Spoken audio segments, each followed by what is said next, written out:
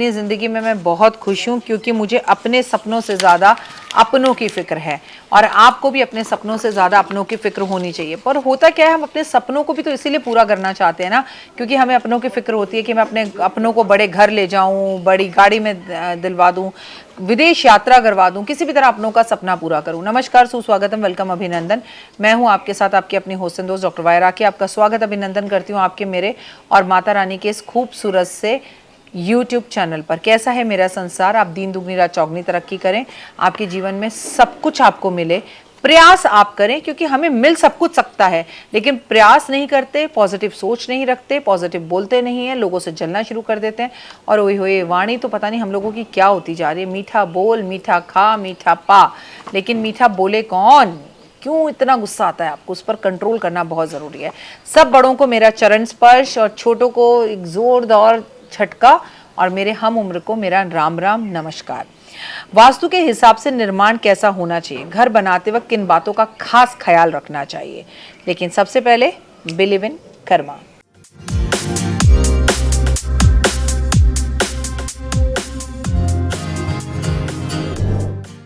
अपने कर्मों पर बिलीव कीजिए हुए इस साल सबके अपने घर बनेंगे। राम जी अपने घर पहुंचे और वो बेहद प्रसन्न है। 22 जनवरी तक कोशिश कर लो, अगले साल 22 जनवरी 2025 तक इतने घर बनेंगे, इतने घर बनेंगे, सबके अपने घर का सपना पूरा होगा। लेकिन आप घर देखो तो सही। अच्छा, आप में से भी ना जो लोग वीडियो देख रहे होंगे, अरे ऐसे कैसे बन जाएंगे, जेब में पैसे नहीं है, ऐसे कैसे बन जाएंगे। भगवान राम जी की जेब में कौन से पैसे थे, घर बन गया ना। पहले सोचो, सोचोगे तो आपका हर सपना पूरा होगा। ज़मीन बेचना चाहते हो, पहले कदम उठाओ। अब आप सोचो आपके घर कोई आएगा, हाँ भाई साहब टक टक आपके घर में वो ज़मीन है, वो हमें चाहिए, ऐसा नहीं होता। प्रयास आप करो, उस प्रयास को सफल वो राम जी करेंगे। यकीन मानिए बहुत लोगों का अपना घर होगा इस साल, और जिसने इस साल घर नहीं बनाया वो सबसे ज़्यादा मूर्ख होगा। क्योंकि घर बनाना मतलब ये जो दशाएं ग्रहों की बनी हुई हैं, ये जो ग्रहों के हाल हैं, इसमें हल्के से प्रयास से चमत्कार आपके जीवन में हो जाएगा। फिर मिठाई लेके नहीं आए ना मेरे पास तो पिटाई करूंगी, फिर देखना ज़रूर मेरे को मिठाई खिलाना कि यस ऐसा हुआ, मैं वेट करूंगी। घर बनाते वक्त इन बातों का भी ध्यान रखें। घर ईशान दिशा में बालकनी, घर की ईशान दिशा में बालकनी नहीं होनी चाहिए। घर का मुंह, एंट्रेंस जो है वो हमेशा उत्तर होना चाहिए, पूरब होना चाहिए, पश्चिम होना चाहिए, पर घर का मुख दक्षिण की तरफ नहीं होना चाहिए। मकान बनाते समय पश्चिम से पूरब की ओर, दक्षिण से उत्तर से अधिक खाली जगह रखें। मतलब मकान बनाते समय पश्चिम से पूरब की में और दक्षिण से उत्तर में अधिक खाली जगह रखनी चाहिए। कोई भी जगह जिसमें आप दक्षिण से अधिक खाली जगह है, वह मकान 12 वर्ष के अंदर बिक जाता है। इसीलिए घर बनाते समय बस इसी बात का ध्यान रखें कि आपकी दक्षिण अगर ज़्यादा खाली रहेगा तो 12 साल में वो मकान बिक जाएगा, तो दक्षिण को थोड़ा भरा हुआ रखें। अगर आपका घर के आंगन, बरामदा जो होता है पूर्व दिशा की तरफ होता है, तो घर की स्त्रियों का स्वास्थ्य हमेशा अच्छा रहता है। मतलब मुख्य दरवाज़ा अगर घर की तरफ होता है, मतलब मेंट्रेंस अगर पूर्व दिशा की तरफ होती है। बाथरूम के पूर्व या उत्तर दिशा की ओर वॉश बेसिन लगाना चाहिए। कहते हैं बाथरूम में नहाने का जो स्थान है वो पूरब में ही रखना चाहिए, कि जब हम नहाएं तो हमारा मुख पूरब की तरफ होना चाहिए। शावर, नल आदि बाथरूम में ईशान में ना लगाएं। ईशान में शावर, आपके घर का जो शावर है, नहाने का जो नल का है, वो हमेशा घर के उत्तर की तरफ लगाएं, क्योंकि हमारे यहाँ उत्तर की तरफ ही पानी माना जाता है। ईशान कोण में शौचालय, बाथरूम भूलकर भी नहीं बनाने चाहिए। और अगर आपके घर में ईशान कोण में बाथरूम वगैरह बना हुआ है तो आप जितने मर्जी वास्तु उपाय कर लें, आपका वो घर टिक नहीं सकता और आप उस घर में टिक नहीं सकते। मकान की नींव खोदते समय भूमि में पत्थर ईंट निकलती है तो वह गृह स्वामी आयु में वृद्धि होती है।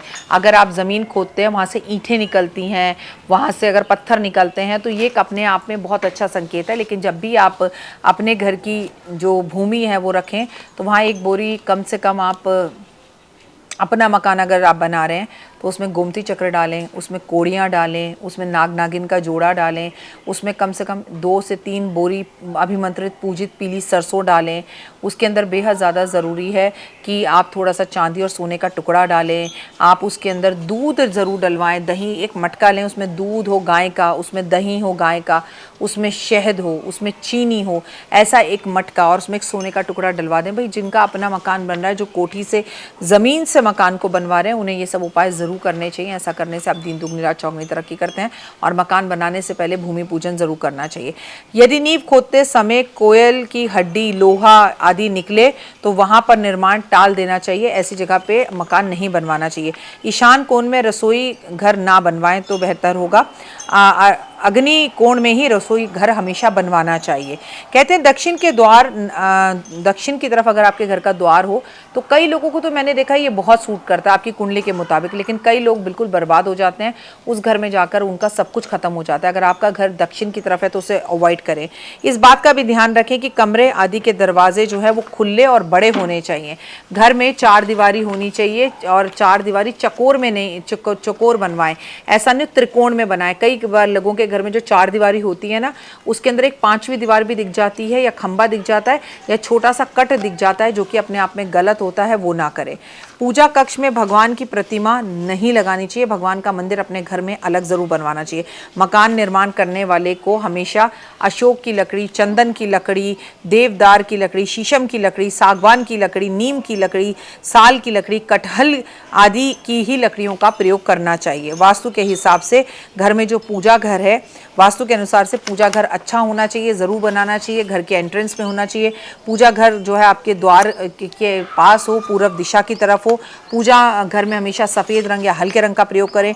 पूजा घर में ब्रह्मा, विष्णु, महेश की तस्वीरें ज़रूर हों। देवियों की तस्वीरें ज़रूर हों। घर के मुख्य दरवाजे पर आपके द्वार गणेश ज़रूर हो, या पंचमुखी हनुमान जी ज़रूर हो। हनुमान जी की मूर्ति को हमेशा आपको अपने उस बच्चे के कमरे में लगाना चाहिए जो अनमैरिड है और लड़का है और अभी शादी नहीं करना चाहता, आईएएस बनना चाहता है, या किसी बड़े अचीवमेंट को डॉक्टर बनना चाहता है, ताकि उसका जो है ना दिमाग ब्रह्मचर्या की तरफ ही लगे और उसकी ज़िंदगी में कोई लड़की आके उसको बिल्कुल भी भ्रमित ना करे। तो इन बातों का, छोटी छोटी बातों का ध्यान रखें, आप जीवन में आगे बढ़ सकते हैं। गणेश जी, दुर्गा जी और भैरव बाबा की मुख जो है वो दक्षिण की तरफ ही रखकर अपने घर में तस्वीरें लगाएं। पूजा घर में जो है ना मूर्तियां किसी भी भगवान की डबल डबल ट्रिपल नहीं हो, सिवाय गणेश जी को छोड़ के, क्योंकि गणेश जी एक मिट्टी के भी होते हैं, लोगों के घर एक चांदी के भी होते हैं। लेकिन कोशिश करें कि भगवान की मूर्तियाँ, तस्वीरें जो घर में रखें वो बहुत बड़ी बड़ी ना रखें, एक सटन तक छोटी छोटी रखें। घर में शिवलिंग रख सकते हैं लेकिन पारे का, और वो भी जो अंगूठे से छोटा हो उसको। मूर्तियों के मुख जो हैं हमेशा एक दूसरे की तरफ देखते हुए होने चाहिए। मूर्तियां एक दूसरे से प्रतिस्पर्धा ना कर रही हों। ऐसा ना हो कि एक ऐसे बैठी एक ऐसे बैठी, तो दोनों मूर्तियों को थोड़ा सा आपस में जोड़ दें और फिर रखें तो बहुत अच्छा है। दीवारों से सटाकर मूर्तियों को नहीं रखना चाहिए। मूर्तियों को दीवारों से थोड़ा सा आगे रखना चाहिए, और ऐसे भगवान बैठे हैं ना तो वो थोड़ा सा ऐसे हिला दे कि गणेश जी लक्ष्मी जी को देख रहे हैं, लक्ष्मी जी गणेश जी को देख रहे हैं। आप ऐसे बिठा देते हैं, आपके भगवान सारे आपको देख रहे हैं। सारे बच्चों को क्लास में ऐसे बिठा दिया जाए तो वो आपस में बात कैसे करेंगे? तो भगवान को थोड़ा सा टर्न कर देंगे अपने घरों में कि भगवान एक दूसरे को देखकर बातें कर रहे हैं, तो वो ज़्यादा बेहतर होता है। कमेंट्स में जय माता दी लिखिएगा। अगर अभी तक आपने मेरे चैनल को सब्सक्राइब, लाइक, शेयर नहीं किया है तो लाइक, सब्सक्राइब, शेयर ज़रूर करें। लेकिन एक अच्छी और बढ़िया और एक मजबूत जो है ना वास्तु पूजा करवा कर ही गृह में घर प्रवेश करें। जय माता दी।